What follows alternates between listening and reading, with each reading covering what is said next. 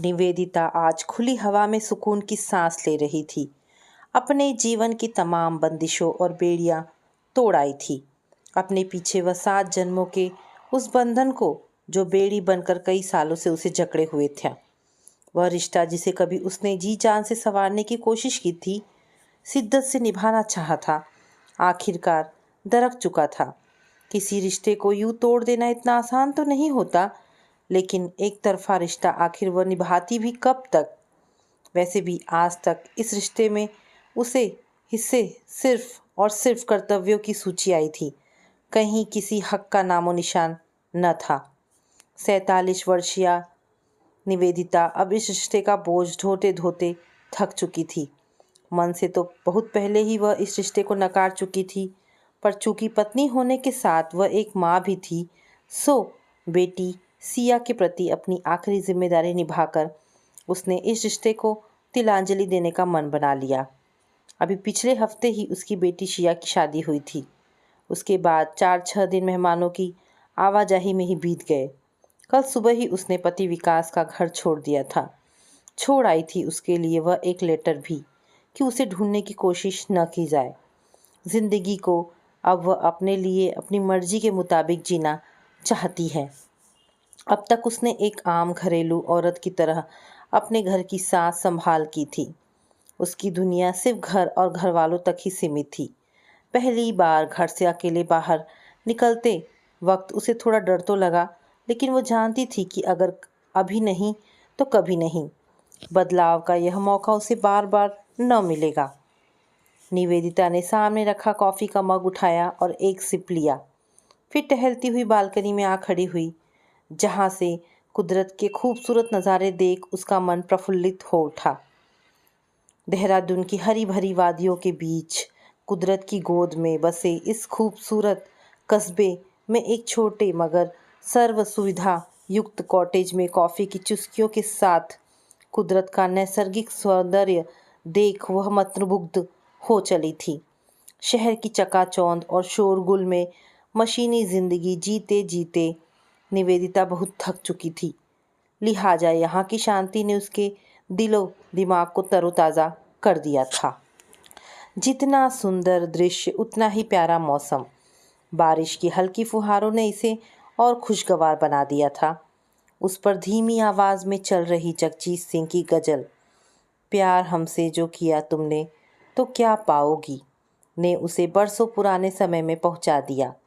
आज फिर से कुदरत का करीब पाकर उसका मन कहीं खो सा गया। ऋषभ, बात करो ना अपने मम्मी पापा से। मेरे घर तकरीबन रोज ही कोई ना कोई आ टपकता है शादी के लिए। अगर मम्मी को कोई पसंद आ गया तो बैठे रह जाना तुम अपनी कविताएं लिखते, मैं तो शादी करके चल दूंगी उसके साथ। ऋषभ को नोटबुक में कुछ लिखते देख निवेदिता ने चिढ़ाने की गरज से कहा। बारिश के सुहाने मौसम में वह ऋषभ के साथ पाताल पानी झरने की खूबसूरती देखने आई थी। यार, मौसम की खुशमिजाजी देख मेरी लेखनी अपने आप चल पड़ती है, इसमें मेरा कोई दोष नहीं। ऋषभ हंसा। उसके हंसने से उसके गालों के गड्ढे और गहरे हो चले, जिन्हें देख निवेदिता को उस पर और भी प्यार आ जाता था। और रही बात तुम्हारे ऊपर शादी के दबाव की, तो मैं जॉब के जुगाड़ में ही लगा हुआ हूँ। एक अच्छी सी जॉब मिलते ही तुम्हारी हिटलर मम्मी से तुम्हारा हाथ मांगने खड़ा हो जाऊँगा। अपनी बात को आगे बढ़ाते हुए ऋषभ ने चुटकी ली। क्या कहा? मेरी मम्मी हिटलर? जाओ, मैं तुमसे बात नहीं करती। अच्छा, माफ़ कर दो निवी, आगे से ऐसी गलती नहीं होगी, ऋषभ ने बड़ी स्टाइल से कानों को हाथ लगाते हुए कहा। तो निवेदिता की हंसी छूट पड़ी। उस समय यह बात भले ही मजाक में ख़त्म हो गई थी, पर यह एक बहुत बड़ा सच था कि अपने इलाके की विधायक निवेदिता की माँ ललिता देवी एक बहुत ही तेज तर्रार व तानाशाह प्रवृत्ति की महिला थी, जिनकी दबंगई पूरे इलाके में मशहूर थी। निवेदिता उनकी इकलौती बेटी थी, जिसे उन्होंने अपने कीमती समय के अलावा बाकी सब कुछ दिया था। वे कट्टर हिंदुत्व की समर्थक थी। यह भी एक बहुत बड़ा रोड़ा था निवेदिता और ऋषभ के बीच। ऋषभ एक छोटी जाति से था, सो उसके मन में इस डर का होना स्वाभाविक था। उसने कई बार मजाक ही मजाक में निवेदिता से इस बात का जिक्र भी किया था, लेकिन निवेदिता को अपने प्यार पर पूरा भरोसा था। साथ ही इस बात का यकीन भी कि मम्मी उसकी बात कभी नहीं टालेगी। कॉलेज के ज़माने से ही ऋषभ की कविताएं और शायरी पसंद करने वाली निवेदिता उसे बेतहाशा प्रेम करती थी। ऋषभ भी उसे अपने दिल की गहराइयों से चाहता था। दोनों एक दूसरे के साथ ही अपना भविष्य देखते थे। ऋषभ कवि हृदय होने के साथ एक मंझा हुआ युवा लेखक भी था। उसकी लेखनी की धार बहुत पैनी थी। वह कॉलेज के ज़माने से ही भ्रष्ट और बेईमान लोगों के खिलाफ अपनी लेखनी से जहर उगलता था। उसकी कविताएं और लेख ज्वलंत मुद्दों के लिए समाज की विसंगतियों पर बेहद तीखा प्रहार करते थे। वह जाति धर्म से ऊपर एक ऐसे समाज की संरक्षण के लिए प्रतिबद्ध था जहां इंसान और इंसानियत ही सर्वोपरि हो तथा बाकी चीज़ें गौण। वह समाज के बीच की आर्थिक व जाति खाई को पाटने के लिए प्रतिबद्ध था और बड़ी ही बेबाकी व मुखरता से अपने विचारों को शब्दों का जामा पहनाता था। इसीलिए धर्म के ठेकेदारों की आंख में हमेशा वह खटकता था। बड़ी ही जद्दोजहद से उसे एक न्यूज़पेपर की रिपोर्टिंग का काम मिल गया। काम उसके मन मुताबिक था, सो उसने पूरी लगन व ईमानदारी से इसे करना शुरू कर दिया। पर जैसा कि उसे डर था, निवेदिता के बहुत गिड़गिड़ाने पर भी उसकी मम्मी ने छोटी जाति और निम्न सामाजिक स्तर का होने के कारण ऋषभ को अपना दामाद बनाना स्वीकार नहीं किया।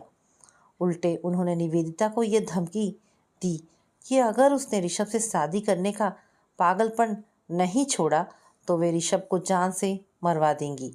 और तो और गुस्से में निवेदिता पर सख्ती से दबाव बनाकर आनन फानन उसकी शादी उन्होंने कपड़ों के एक कारोबारी विकास से करवा दी, जो उनकी पार्टी को फंड वगैरह दिया करता था। उस दिन निवेदिता का बर्थडे था। विकास बिजनेस के किसी काम से शहर के बाहर था। सिया ने मम्मी को ट्रीट देने के लिए मनाया और ज़िद करके उसे अपनी जीन्स उस पर से शॉर्ट कुर्ती पहना दी। क्या मम्मी, आप तो आज भी स्वीट 16 दिखाई देती हो। Really I jealous with you. कैसी बातें कर रही है, उम्र हो चली है मेरी, तुझसे मेरी भला क्या तुलना। निवेदिता ने शर्माते हुए कहा। ओए होए, अभी इतनी भी उम्र नहीं हुई है कि आपको सोचना पड़े। वैसे भी 40 पार, पर फिर भी गजब का निखार। सिया एक एक शब्द पर जोर देती हुई गोल गोल आंखें मटकाती हुई बोली। सिया की यह हरकत देखकर निवेदिता को जोरों की हंसी आ गई। दोनों एक दूसरे का हाथ थामे बाहर निकल गई। तय प्रोग्राम के मुताबिक सबसे पहले दोनों ने निवेदिता की फेवरेट स्टारर फिल्म देखी। श्रीदेवी की एक्टिंग ने दोनों को बहुत ही इम्प्रेस किया। उसके बाद कॉफ़ी हाउस में माँ बेटी ने जमकर पेट पूजा की। सबसे आखिरी में शॉपिंग का दौर शुरू हुआ तो देर शाम तक चला। क्या मम्मी, आप क्यों इतना टेंशन लेती हो? वैसे भी पापा बाहर हैं, उन्हें कुछ पता चलने वाला नहीं, और अगर चल भी गया तो क्या हम कुछ गलत तो नहीं कर रहे हैं ना। बार बार निवेदिता का ध्यान घड़ी की ओर जाते देख सिया बोल उठी। वो तो ठीक है बेटा, पर मैं बेवजह कोई अशांति नहीं चाहती घर में। तुम तो अपने पापा का नेचर जानती हो। निवेदिता की आवाज़ कुछ सहमी हुई सी थी। मम्मी, आप भी कितना डरते हो पापा से, ये ठीक नहीं है। आखिर आपकी अपनी भी कोई ज़िंदगी है, आपको भी खुश रहने का अधिकार है। अपनी भावनाओं को इस तरह दफन मत करो मम्मी। सिया ने समझाने की कोशिश की। अरे जहाँ इतनी निकल गई वहाँ थोड़ी और सही। तो मेरी चिंता मत कर, बस अब घर चल। निवेदिता एक फीकी हंसी हंस पड़ी, लेकिन उस दिन उनके घर पहुँचते ही जैसे कोई तूफान आ गया। विकास अपने टूर से लौटकर आ चुका था। सिया के साथ निवेदिता को उस जीन्स में देखते ही उसकी भ्रुकुटी पर बल पड़ गए। वह उसे बुरी तरह लताड़ने लगा।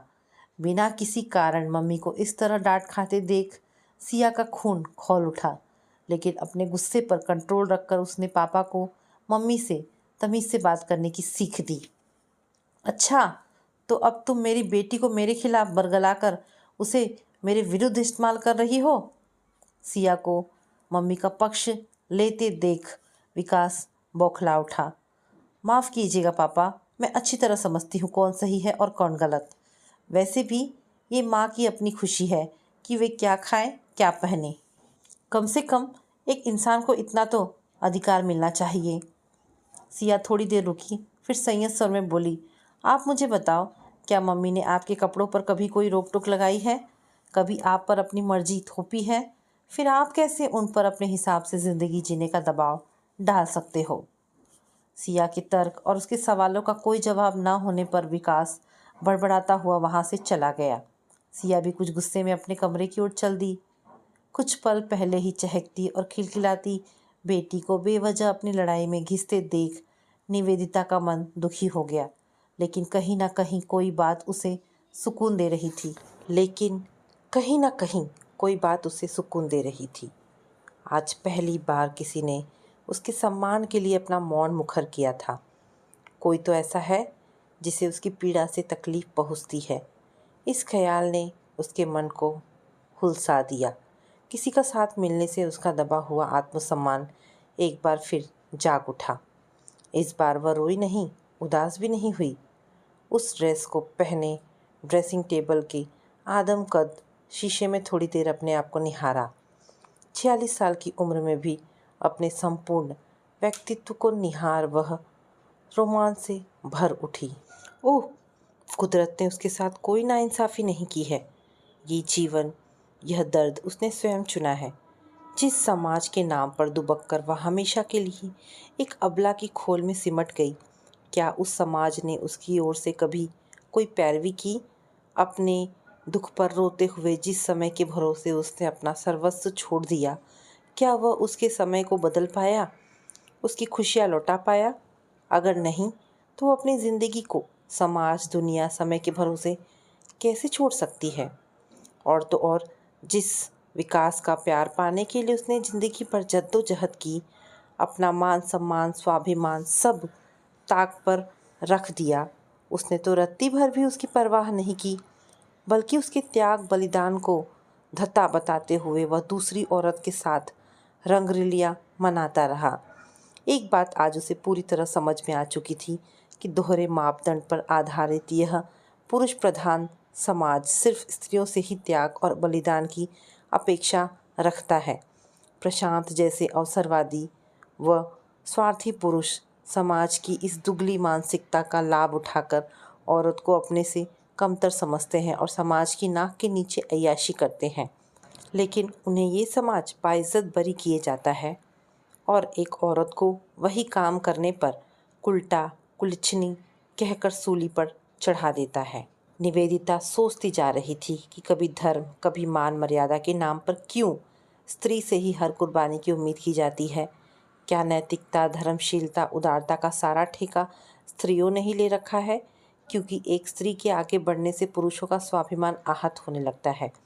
क्यों एक स्त्री से मिली हार को यह मर्द आसानी से पचा नहीं पाता और इसकी मर्दानगी चोटिल हो जाती है। विचारों के उग्र और तर्कयुक्त प्रवाह ने निवेदिता को सोने ना दिया। आखिरकार उसने बड़े ही जतन से सहेज कर रखा हुई अपनी काली डायरी अलमारी से निकाली। अभी वह इसे खोल ही रही थी कि कुछ परेशान सिया ने कमरे में प्रवेश किया। मम्मी, आखिर प्रॉब्लम क्या है आपकी? सालों से ये सब क्यों सहती चली आ रही हैं? मम्मी से प्रश्न करते हुए उसकी नज़र अचानक उस काली डायरी पर ठहर गई। ये क्या है? ये बस ऐसे ही। सिया को यूँ अचानक आया देख निवेदिता कुछ असहज हो गई। सिया ने उसके हाथ से काली डायरी ले ली। जैसे जैसे वह उसे पढ़ती गई, उसके चेहरे पर हैरानी के भाव आते चले गए। सच बताओ माँ, क्या है ये सब? सिया हैरान थी। ये मेरे जीवन की सच्चाई है बेटा, जिसमें मेरी अब तक की सारी कहानी दर्ज है। अपने दर्द को पन्नों पर उतार कर मेरा मन हल्का हो जाता है, अन्यथा यह सब सहते हुए मेरा जीना मुश्किल था। निवेदिता समझ गई कि सिया से अब कुछ भी छिपाना गलत होगा। मैं पढ़ना चाहती हूँ ये सब, सिया ने गंभीरता से कहा और चल दी। अरे, लेकिन तू तो कुछ कह रही थी, बताना। किसी और दिन सही, अभी मैं सोने जा रही हूँ, कहती हुई सिया ने अपने कमरे का दरवाज़ा बंद कर लिया। सिया के जाने के बाद निवेदिता सोच में पड़ गई। अभी तो सिया ने कुछ ही पन्ने पढ़े हैं, पता नहीं उसके बारे में पूरा सच जानकर उसकी क्या प्रतिक्रिया होगी। क्या वह ऋषभ और उसके रिश्ते की गहराई समझ पाएगी? आखिर है तो अभी बच्ची ही, कहीं विकास की तरह उसने भी इस रिश्ते के बारे में कुछ उल्टा सीधा अनुमान लगाया तो वह तो जीते जी मर जाएगी। निवेदिता का मन बहुत घबरा रहा था। कुछ दिनों तक सिया ने उस बारे में मम्मी से कोई बात ना की और ना ही कुछ जानने की कोशिश की। निवेदिता बार बार उसके चेहरे को पढ़ती, कुछ समझना चाहती पर समझ ना पाती, क्योंकि बात व्यवहार में सिया बिल्कुल सहज नजर आ रही थी। निवेदिता ने अब सब कुछ समय पर छोड़ दिया था। आखिर अब उसके हाथ में कुछ बचा भी ना था, पर उसके मन की बेचैनी बरकरार थी। इस घटना के लगभग एक हफ्ते बाद सिया ने चहकते हुए घर में प्रवेश किया। मम्मी, मम्मी कहाँ हो आप? एक गुड न्यूज़ है आपके लिए। हाँ, आई सिया। सिया के चिल्लाने से हड़बड़ाई निवेदिता आटे से सने हाथ लेकर किचन से बाहर आते हुए बोली। आंखों में कौतूहल लिए उसने सिया पर एक प्रश्नवाचक निगाह डाली। अब जितना जी चाहे लिखो, अपने टैलेंट को वेस्ट नहीं करना। पता है आपको, मेरे फ्रेंड अथर्व के पापा का पब्लिशिंग हाउस है। उन्होंने आपकी पूरी कहानी पढ़ी और उन्हें ये कहानी इतनी पसंद आई कि वे उसे निःशुल्क छापने पर राजी हो गए हैं। है ना खुशी की बात? सिया ने मम्मी के गले में अपनी बाहें डालकर उन्हें चूमते हुए कहा। लेकिन बेटा, तूने पढ़ लिया इसे? मेरा मतलब, तुझे कुछ गलत तो नहीं लगा? दरअसल वह ऋषभ। हाँ माँ, पूरा पढ़ा। सिर्फ पढ़ा ही नहीं बल्कि अपनी मम्मी की हर पीड़ा, हर दर्द को शिद्दत से महसूस भी किया। सच मम्मी, आपने बहुत सहा। और फिर प्रेम तो व्यक्ति के निष्पाप हृदय की धड़कन है। ये गलत कैसे हो सकता है? आपने अपनी वेदना को जैसे कागज़ पर उतारा, वह काबिल तारीफ़ है। आप तो बहुत टैलेंटेड हैं। कहाँ से सीखी लिखने की यह कला? हर्षाती रेख में सिया बोले जा रही थी। निवेदिता की आंखों के सामने ऋषभ का चेहरा साकार हो उठा, पर फिर विकास के खौफ से उसका मन कांप उठा। लेकिन बेटा, तेरे पापा, मेरा मतलब ये सब कैसे होगा? मैंने तो ये सोचकर नहीं लिखी थी। वह तो अपना दर्द भुलाने की कोशिश में उसे पन्नों पर उतार दिया करती थी। आपकी इसी वेदना ने तो अथर्व के पापा का दिल को छू लिया है। उन्होंने कहा है कि इसे पढ़ते हुए वे आपकी पीड़ा को अनुभव कर पा रहे थे। स्त्रियों के प्रति समाज की सोच को बदलने के लिए आपको ये कहानी मील का पत्थर साबित होगी। बस आपको इसे अब एक खूबसूरत अंजाम देना है। क्या मतलब? मैं समझी नहीं। यही कि मैंने आपके बारे में कुछ सोचा है। यहाँ बैठो मेरे पास। मम्मी का हाथ थाम सिया ने उन्हें वहीं सोफे पर बिठा लिया और कुछ समझाने लगी। वह मम्मी की कहानी को एक नॉवेल का रूप देना चाहती थी, पर निवेदिता अभी भी असमंजस में थी। लेकिन बेटा, क्या तुम्हें लगता है मैं ये काम कर पाऊँगी? मेरा मतलब, मैंने लिखने के बारे में कभी सोचा ही नहीं। बिल्कुल मम्मी, मुझे पूरा विश्वास है। आप सिर्फ लिखोगी नहीं बल्कि एक स्त्री का उसके स्वयं के वजूद से परिचय भी कराओगी। ये सब कैसे, कब होगा मुझे नहीं मालूम, पर एक दिन होगा ज़रूर। मैं सिर्फ इतना जानती हूँ। सिया मुस्कुराते हुए बोली। सिया की बातों ने निवेदिता के मन में साहस का संचार कर दिया। बरसों पहले कुचले गए अपने आत्मसम्मान की गरिमामय उपस्थिति का आभास उसे एक बार फिर हो चला। शायद बदलाव का दौर आ चुका है, लेकिन वह अभी भी समझ नहीं पा रही थी कि वह सब कैसे कर पाएगी। बहरहाल निवेदिता की सोच को एक दिशा मिल गई थी। तकरीबन 5 महीने बाद सिया ने मम्मी को अपनी पसंद अथर्व से मिलाते हुए उससे शादी की इच्छा जाहिर की। सिया की बातों से निवेदिता को पहले ही इस बात की सुगबुगाहट थी। उसे अपनी बेटी की पसंद पर पूरा भरोसा था, लेकिन नियति एक बार फिर निवेदिता की परीक्षा लेने को आतुर थी। चूंकि लड़का अथर्व छोटी जाति से था, सो इतिहास एक बार फिर अपने आप को दोहराने की फिराक में था, क्योंकि विकास को यह रिश्ता पूरी तरह से नामंजूर था। निवेदिता को समझ नहीं आ रहा था कि वह क्या करे। अकेले दम पर शादी जैसा फैसला लेने की उसकी हिम्मत न थी, लेकिन इस बार सवाल बेटी के भविष्य का था, इसलिए वह हार मान कर बैठ भी नहीं सकती थी। पर आश्चर्य कि इस बार इस फैसले में उसकी मम्मी उसके साथ खड़ी थी, जिन्होंने कभी जातिगत आधार पर स्वयं ही उसकी खुशियों का गला घोटा था। उन्होंने उसे अपने साथ का भरोसा दिया और सिया की खुशी चुनने की सलाह दी। सालों पहले अपनी बेटी के प्रति किए अन्याय के अपराध बोध से मुक्ति का यही रास्ता शायद उन्हें सबसे कारगर लगा। अब निवेदिता बेटी का हाथ थामे इस जातिगत दीवार को लांघने को उठ खड़ी हुई। विकास के ना चाहने के बावजूद यह एंगेजमेंट हुई और बड़े ही खुशनुमा माहौल में इसका जश्न मनाया गया। गुस्से में विकास इस कार्यक्रम में शामिल नहीं हुआ, लेकिन उसके खौफ व उसकी नाराज़गी से निवेदिता अब बेअसर हो चुकी थी। एंगेजमेंट के बाद देर रात निवेदिता सिया के कमरे में दाखिल हुई। आज मैं तुम्हें तुम्हारा मनपसंद तोहफा देना चाहती हूँ। निवेदिता ने अपनी बेटी पर स्नेह भरी नज़र डाली। क्या मम्मी, इतना कुछ तो किया है आपने मेरे लिए। यह सब किसी बहुमूल्य तोहफे से कम नहीं है। और तो और पहली बार पापा के विरोध में जाकर भी आपने मेरा साथ दिया। सच, आज आपके कारण ही मैं और अथर्व एक होने की सोच सके हैं, और ये सिर्फ आपकी वजह से ही संभव हुआ है। Thank you so much mummy for everything. Siya की आंखें सजल हो उठी। नहीं बेटा, थैंक यू तो मैं तुम्हें देने आई हूँ कि तुमने मेरी खोई गरिमा और आत्मविश्वास लौटाया है। अब जो मैं तुमसे कहने जा रही हूँ उसे ध्यान से सुनना। मैं तुम्हारे पापा को तलाक देकर उनसे अलग होना चाहती हूँ। तुम्हारे नॉवेल की नायिका एक कमज़ोर स्त्री नहीं हो सकती। अबला नारी के खोल से निकलकर अपने पैरों की बेड़ियाँ तोड़ वह खुली हवा में अब सांस लेना चाहती है। मैं तुम्हारे नॉवेल की हैप्पी एंडिंग चाहती हूँ, जिसके लिए मुझे इस बंधन को तोड़ना पड़ेगा ताकि इस नॉवेल की नायिका सपनों की ऊंची उड़ान उड़ सके। मुझे मालूम है तुम मेरी बात के मर्म को समझोगी। निवेदिता की आंखों में स्वाभिमान की चमक थी। मम्मी, चाहती तो मैं भी यही थी, लेकिन कहने से डरती थी कि कहीं आपके मन को ठेस ना पहुँचे। सच मम्मी, मुझे आप पर नाज है और आपके लिए इस फैसले पर गर्व। सिया ने मम्मी के फैसले पर अपने विश्वास की मुहर लगा दी। हालांकि बाद में उसकी और अथर्व की शादी में विकास भी बुझे मन से शामिल हुए, लेकिन सिया ने अपनी मम्मी के प्रति उनके व्यवहार के लिए उन्हें माफ़ न किया। उसने अपनी शादी से पहले ही मम्मी पापा के तलाक के पेपर्स तैयार करवा लिए थे, जिन पर हस्ताक्षर करके निवेदिता घर छोड़ते समय हॉल के सेंटर टेबल पर रख आई थी। आगे का काम सिया ने देख लेने का वादा किया था और इस पूरी प्रक्रिया में पूरे समय मम्मी के साथ दृढ़ता से खड़ी रही थी।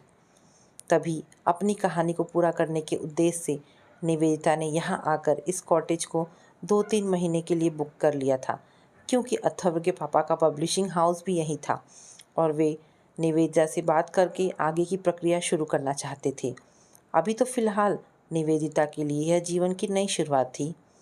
मैडम, आपकी कॉफ़ी तो पूरी ठंडी हो गई। मेड की आवाज़ पर वह चौंक कर उठ बैठी।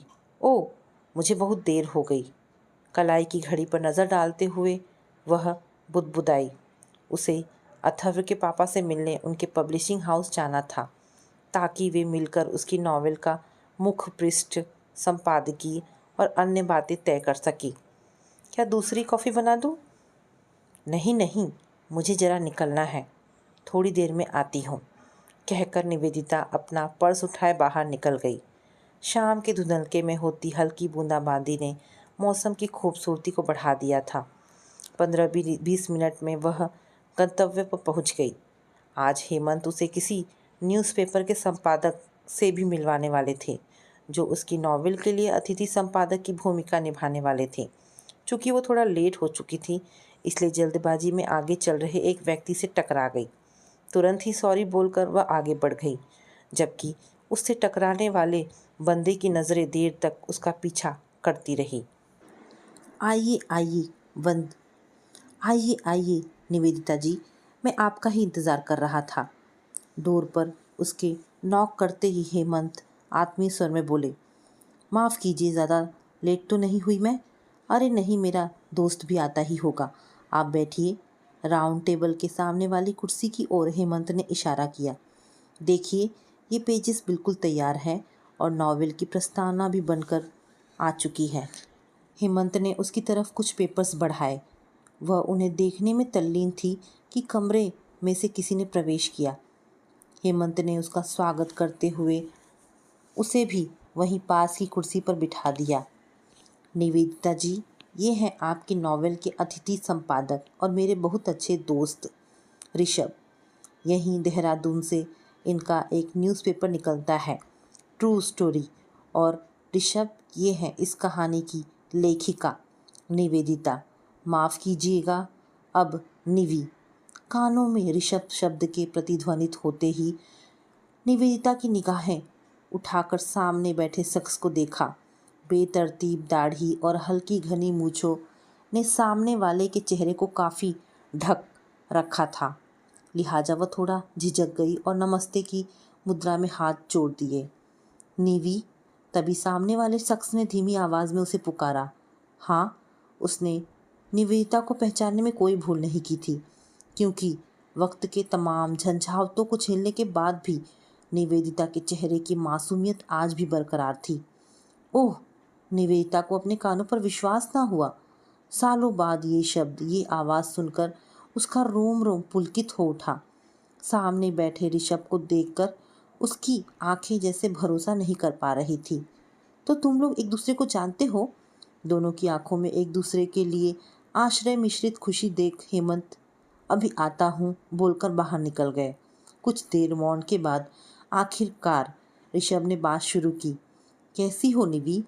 मैं ठीक हूँ ऋषभ, पर तुम्हें क्या हो गया है? इस गंदी सी दाढ़ी के पीछे तुमने अपने गालों के डिंपल क्यों छिपा लिए? निवेदिता सहज भाव से मुस्कुराई। क्या करूं? इन डिंपल्स को देखने के लिए तुम जो नहीं थी, ऋषभ ने बुझे स्वर में कहा। ठीक है, अब हम मिल गए हैं तो बस ये दाढ़ी गायब हो जानी चाहिए। निवेदिता के मुंह से बेसाख्ता निकल गया। जो हुक्म मेरे आका।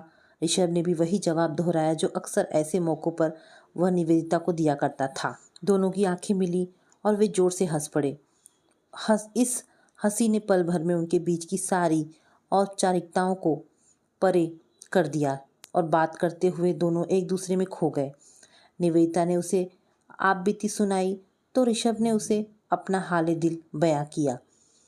नौकरी लगने के बाद बड़ी हिम्मत करके वह निवेदिता के घर आया था उसकी मम्मी से उसका हाथ मांगने, लेकिन बदले में ललिता देवी ने उसे कड़ी फटकार लगाते हुए बहुत लताड़ा और ये धमकी दी कि बेटी की बेवकूफ़ी के लिए जाति और धर्म पर कोई आँच आने नहीं देंगी। अलबत्ता धर्म के नाम पर बेटी की कुर्बानी देना उनके लिए बहुत सहज है और इसी वजह से वह उससे दूर हो गया ताकि उस पर कोई आँच न आए। निवेदिता से दूर होकर कुछ साल उसने यहाँ वहाँ नौकरी करके गुजारे।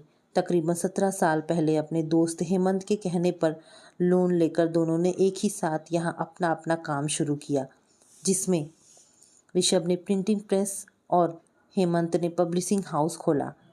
निवेदिता के पूछने पर ऋषभ ने यह भी बताया कि उसकी ज़िंदगी में निवेदिता की जगह दूसरा कोई नहीं ले सकता था, सो उसने आज तक शादी के बारे में नहीं सोचा। इधर मम्मी ने मुझे भी तुम्हारी जान की धमकी देकर दूसरी जगह शादी करने पर मजबूर कर दिया, कहकर निवेदिता ने उसे अपनी ज़िंदगी का पूरा सच कह सुनाया। दोनों अपनी बातों में मशगूल थे कि हेमंत ने कमरे में प्रवेश किया। आशा है मैंने आप दोनों को डिस्टर्ब ना किया होगा। उनके इस कथन पर सभी हंस पड़े। काफ़ी देर हो चुकी थी, सो तय किया गया कि जल्द ही एक मीटिंग रखी जाएगी जिसमें आज की अधूरी चर्चा को पूरा किया जाएगा। तब तक ऋषभ तैयार पेजेस को पढ़ सकेगा और निवेदिता अपनी नॉवेल का अंत सुनिश्चित कर सकेगी। दोनों ही एक दूसरे की पिछली ज़िंदगी जानकर दुखी हो चले। निवेदिता दुखी थी कि उसके कारण ऋषभ को ज़िंदगी के हर सुख से वंचित होना पड़ा। पत्नी का प्यार और बच्चों की किलकारी की जगह उसकी ज़िंदगी में उदासी व अकेलापन पसरा रहा। वहीं ऋषभ ये जानकर तकलीफ में था कि निवेदिता को उसके कारण अपने पति व परिवार से कितना जलील होना पड़ा। निवेदिता और ऋषभ की यह मुलाकात तकरीबन 2 माह पुरानी हो चली थी। निवेदिता की नॉवेल अब पूरी होने की कगार पर थी। इस बीच लगभग रोज ही फ़ोन पर ऋषभ ने यह कहकर उसका हौसला बढ़ाया था कि वह एक उम्दा लेखिका है। उसने अपने दर्द की कतरनों को जिस प्रकार अमली जामा पहनाया है वह काबिले तारीफ़ है। ऋषभ के इन शब्दों ने उसे और अच्छा लिखने की प्रेरणा दी थी। निश्चित ही उसकी इस किताब में स्त्री के हर रूप, हर पहलू पर खुलकर बात की गई थी। इसके साथ ही निवेदिता ने उन पुरुषों पर भी जमकर शिकंजा कसा था जो स्त्री को सिर्फ एक देह मान उसे उपभोग की एक वस्तु से ज़्यादा तवज्जो नहीं देते। आज निवेदिता की नॉवेल का विमोचन समारोह था। ऋषभ ने अतिथि संपादक की भूमिका को बेहतरीन ढंग से निभाते हुए उसकी कहानी के मर्म को अपने संपादकीय में बखूबी उतार दिया था। आज दोनों की मिली-जुली मेहनत अस्तित्व की पहचान के नाम का शीर्षक ले एक खूबसूरत आकार में ढल चुकी थी। उस पर निवेदिता के समधी यानी हेमंत ने आकर्षक कवर पेज से नॉवेल की खूबसूरती में चार चांद लगा दिए थे। विमोचन एक स्थानीय मंत्री के हाथों होना तय हुआ था। इस कार्यक्रम के लिए बेटी सिया और दामाद अथर्व सुबह की फ्लाइट से पहुंचने वाले थे। स्टेज पर निवेदिता का नाम पुकारा जा चुका था। आत्मसम्मान की चमक चेहरे पर लिए सधी चाल से निवेदिता स्टेज पर जा पहुंची। अपनी इस सफलता का पूरा श्रेय उसने अपनी बेटी सिया को दिया, जिसने न केवल उसे उसके अधिकारों के लिए लड़ना सिखाया, बल्कि हर कदम पर उसकी प्रेरणा भी बनी। अपनी नॉवेल के बारे में संक्षिप्त जानकारी देकर उसने चंद पंक्तियों से अपनी बात समाप्त की। सदियों से पड़ी हुई दास्तां की बेड़ी खोल, आज मैं आज़ाद होना चाहती हूँ, मुक्त मन उड़ान भरना चाहती हूँ। लगातार बज रही तालियों के बीच आज उसने दुनिया के सामने अपने अस्तित्व, अपने वजूद को स्थापित कर दिया था। स्टेज पर अपनी मम्मी को बोलते देख सिया की खुशी का ठिकाना न था। प्रोग्राम के तुरंत बाद वह कसकर मम्मी के गले जा लगी और उन्हें ढेरों बधाई के साथ यह खुशखबरी दी, पापा की दूसरी शादी के चलते उनका तलाक आसानी से मान्य हो चुका है। अथर्व ने भी आगे बढ़कर उसके पांव छूते हुए इस बड़ी सफलता के लिए उसे दिली बधाइयाँ दी। तभी सामने से हेमंत और ऋषभ को आता देख सिया हौले से मुस्कुरा उठी। उसके ससुर ने उसे ऋषभ के बारे में पहले ही सब बता दिया था, यह भी कि उसकी मम्मी और दोस्त ऋषभ के पुराने प्यार में नई कोपलें आनी शुरू हो गई है। वह ऋषभ से मिलकर उनके बारे में जानकर बहुत खुश थी और अब उन दोनों को एक होते देखना चाहती थी। उसने मम्मी के पास जाकर उनके कानों में हौले से कुछ फुसफुसाया, जिसे सुनकर निवेदिता के कपोल सुर्ख हो चले। इधर निवेदिता के अस्तित्व की तलाश पूरी हो चुकी थी, तो उधर ऋषभ के अकेलेपन का सफ़र खत्म होने को था। उनके पवित्र प्रेम के वर्षों की साधना अब साकार रूप में परिणत हो पूर्णता की ओर अग्रसर हो चली थी। तो दोस्तों, ये कहानी यहाँ पर समाप्त होती है। आशा करती हूँ कहानी पसंद आई होगी। अगर कहानी पसंद आई है तो प्लीज़ इसे लाइक एंड शेयर करें। दोस्तों, ऐसी ढेरों पारिवारिक और शिक्षाप्रद कहानी सुनने के लिए मेरे चैनल को प्लीज़ सब्सक्राइब करें। धन्यवाद दोस्तों।